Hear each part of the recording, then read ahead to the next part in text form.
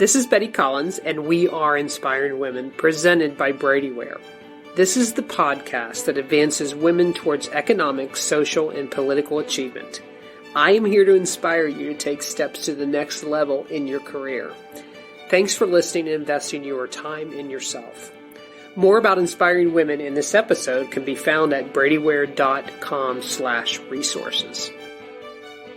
So, lifting the next generation of women. No, this is not a podcast on millennials. This is not a podcast on the 20-somethings. For me, I'm 56 years of age. I'm a young 56, but I am 56. And all of a sudden, the word legacy starts being said out loud because it's kind of in your thoughts. It's on your mind a little bit more. I think that 65 is a long way off. However, it'll be here before I probably want it. And then what? And I will tell you, without reservation, my CPA life will be completed. There is no question. But the empowerment and the advancement of women is something I'm passionate about for many reasons. And it's not just about success or the rights.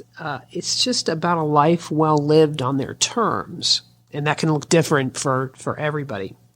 So lifting up the next generation of women is what I want for me to give and to be part of. It's just part of my DNA, and it certainly is something I want as part of my legacy, both in business and personal. There's nothing like the energy of youth. I know in my Columbus office in Brady, where we have a lot of younger people, and we all love that. Watching from a distance just the success of those 20, 30, and 40-somethings, it just like the energy and just watching from a distance, that's really not enough. Lifting them up, and I'm going to talk more about the women part of it, is really a movement that I want to be a part of, and there's no retirement to that. So how do you just feed off that energy maybe, and how do you maybe direct it, help them direct that energy, and then how do you really get involved by not just being on the outskirts? So again, this is not a podcast on millennials, although they are part of the next generation, right? This is not even a podcast on my life, and now that's coming to a close and it's all ending in my CPA career. I will never have to do accounting again. It's not that. It's just a podcast about having a discussion on how to lift up that next generation of women. And really, it goes beyond more than just sharing, your experiences because you've learned along the way, or mentoring, and all that is important. It goes beyond even making sure that they don't make your same mistakes, right? Because they probably are going to make a lot of them. And it's important, obviously, to teach that, and it goes really beyond sure that you're not in this to change them so that they do it your way. Although you might know the way, right?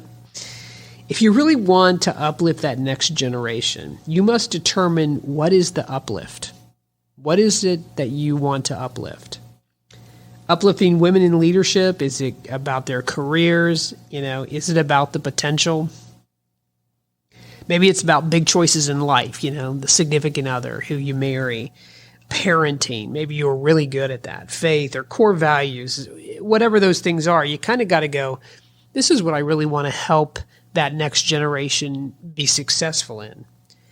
So when you do that, you can start focusing in on that. And some of it is maybe you really help with what you were great at, or maybe what you're not so great at, because that's the one that you learn probably the most lesson from. But you use those to uplift and get that next generation excited. Look around your life. What women uplifted you in the past or doing it right now? And by the way, who are you uplifting? You need to think on that. If you got nothing, start making it part of your life ASAP. And by the way, you don't have to be 56 to be an uplifter of the next generation. I think we think it's for gray hairs, right? I read a really great article on what 30-somethings want 20-somethings to know. And chances are a 30-something will resonate more with that 20-something than I would. So here's some examples. Be picky who you spend your time with.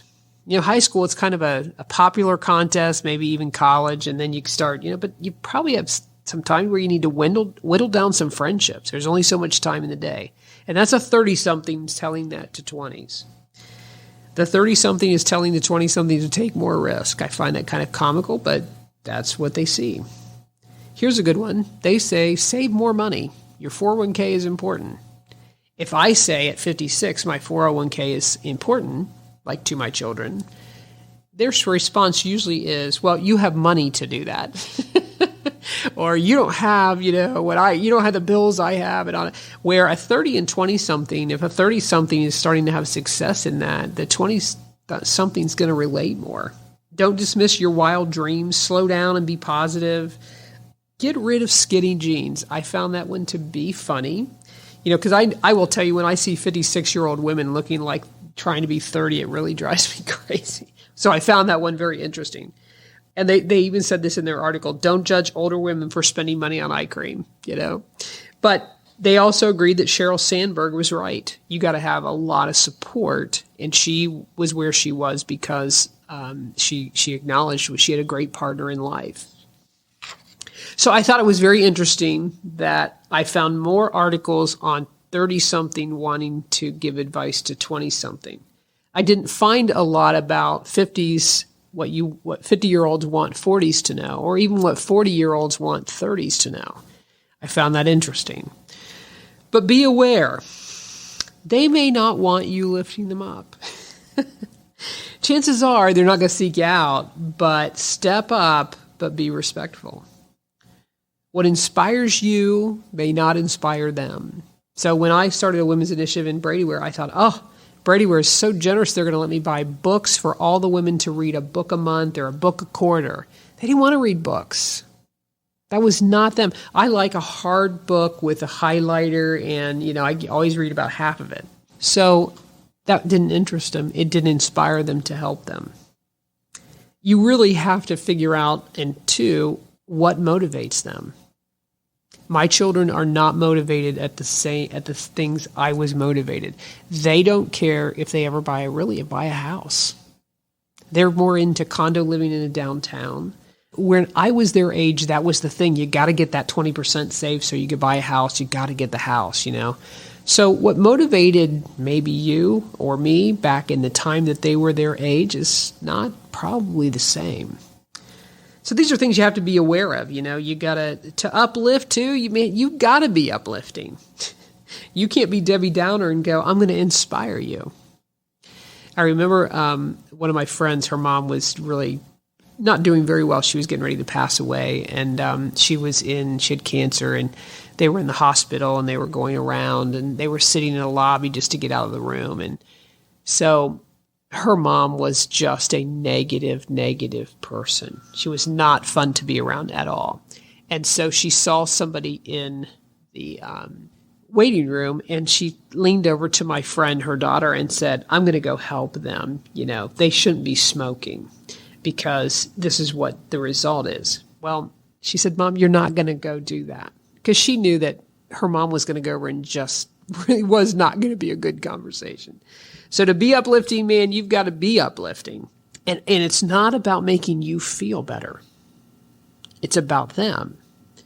And I'll use this illustration. This may not make sense to you, but there are preachers who are very preachy and, fire and brimstone and teach you and tell you and go on.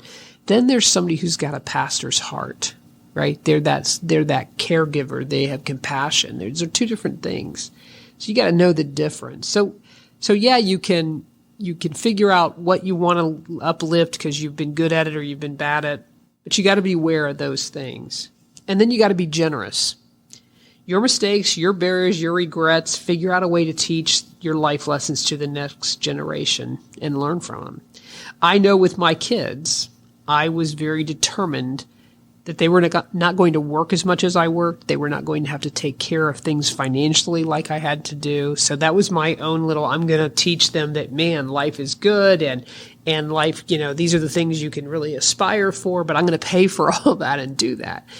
And, they really kind of missed out on figuring out finances in life like they should have. It took them a little time to do that because I didn't let them experience that. Instead, I was trying to take my mistakes and my barriers that I thought I had and just kind of remove them from their life. Not a good thing. And then patience is required. You ever had that person in your life you got to be really patient with? And then one day they turn the corner, right? Being a mentor and sponsoring someone, all those are important. But the informer sometimes, just that informal, day-to-day, shoot from the hip, figure out, what motivates them, figure out what they need, figure out how to communicate to them. You might be surprised. But I will tell you, I wish I would have known these things over the last 30 years. I wish I would have had some people in my life that said, this next generation, man, Betty Collins probably could use this. But these are things I really wish I would have known more on. Cultivate the right attitude no matter what you're seeking.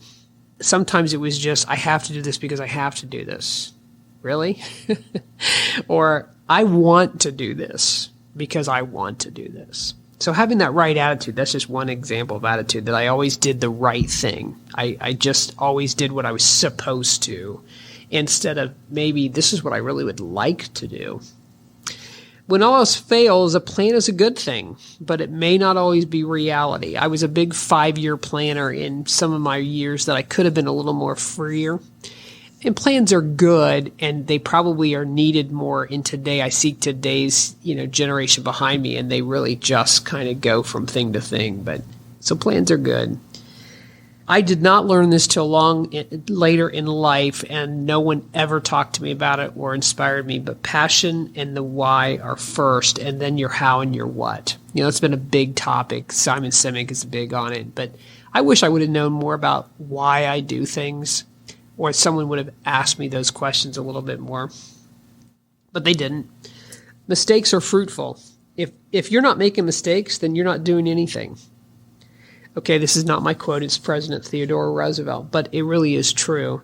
And sometimes we're buried in mistakes and just think, oh my goodness, how can I go on? And I was that way, and I didn't want to go further, and I would kind of hibernate a little bit more instead of moving on or learning from it.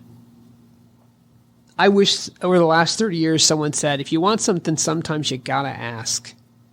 You're not asking, so why should you, other people around you are asking, so guess what they're getting, whatever that is. I just didn't do it. And then I always thought if you, kind of accept everything, accept your stuff around you, accept the position, accept the money, accept the status quo, then it's a much more peaceful, good road. It's not always the case. Questions are good. You know why? Because there's going to be answers probably behind them. So I wish I would have known that over the last 30 years. Safety and security is awesome. It's comfortable. It's the safety net. I never have to worry. There's nothing to me like a full refrigerator. Okay? But reckless and that thing I call unruly in my last, it's not always a bad thing. Sometimes hot dogs on a fire at the last minute are just awesome. So I've kind of learned to shake it up a little bit more with various things in my life. When I was 40 and kind of went through things that changed a lot in my life, I ended up doing a tremendous amount of traveling from the age 40 to 50. Man, I'm glad I did that. I'm so glad I said, we're going to do this regardless. We didn't put as much money in a 401k. We didn't do as much debt reduction on a house. But I probably can't do a lot of the things I did physically for sure on those trips and keep up.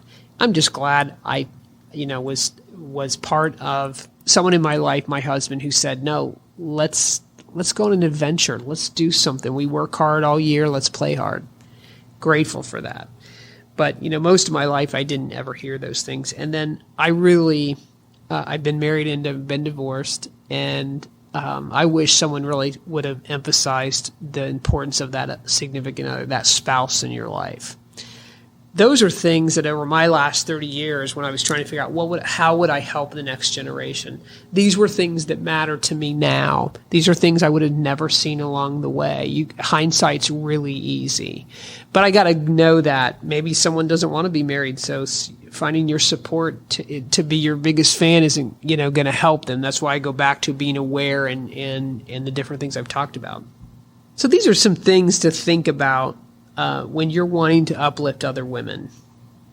Remember, surely there are seasons are all different. Your 20s are not your 30s, and those are very different from your 40s, not to mention your 50s. Not sure what 60 holds because I'm not 60. I've not been there, but I'm sure it's different. And the other thing about those different seasons are you may need to to shift who you are being uplifted by or getting help from, because they are different. And the 20-somethings can help the 55-year-old. It doesn't always need to be, well, we've already been through this generation, we are helping here. A lot of times we can learn tremendously from them. It's not a one-way thing. Be aware of the women in your life that are around you. Start at home in your extended family. Kind of just sit and go, who is not making it? Who is not maybe living out their potential? Who could really use a friend, which can lead to help? You can't just go in with help not knowing somebody. You kind of have to have a relationship there. But be more intentional of it. And then keep it simple. My previous podcast on building up women around you, I talked about that. Simple gestures, how you conduct yourself. Those familiar little simple random acts of kindness. Now they have 100 books on that. We live in a tough world with constant challenge, a lot of negativity, a lot of how are we ever going to do this. So you got to seize the opportunity now to uplift others, so they incite, they really are intentional. They're insightful about pleasure is a daily thing because you don't always have tomorrow. It's not just for special occasions. Fun and pleasure and contentment. It's not just for holidays and weekends. There's only 2 weeks out of the year as your vacation. You got 50 other to do. So uplifting in a tough world right now is something that is so needed in guiding that next generation, getting them where they need to be, even if they don't know that they need you. I'm going to close this with some great sayings, because when I was out there on uplifting, a lot of times when I do podcasts, I Google certain words just to get ideas. But here's some things that I'm going to try to uplift you at the end here. Do not dim your light for anybody. Darkness is no place to live. I just like the way that quote sounded. This is a Betty Collins quote, by the way. Leverage your uniqueness in life. But remember, if you want to be funny and no one is laughing, you probably need to change what you're leveraging. Okay, be aware. Today, you could be drinking the wine. Tomorrow, you could be picking the grapes. You probably need to expect that to happen. So be ready and learn and try to enjoy both seasons. There is power in purpose. Stuff is just stuff for the sake of stuff. We need to accept that we won't always make right decisions, that we will screw up royally sometimes, understanding that failure is not the opposite of success. It's part of it. So today, I hope you sit back and think, who can I help in that next generation? Who can I uplift, especially women? I'm passionate about it, but anyone. And really sit and go, how can I help and be effective and have that impact? I'm Betty Collins, and I hope you enjoyed today. Thank you. As your career advancements continue, your financial opportunities will continue to grow. Be prepared.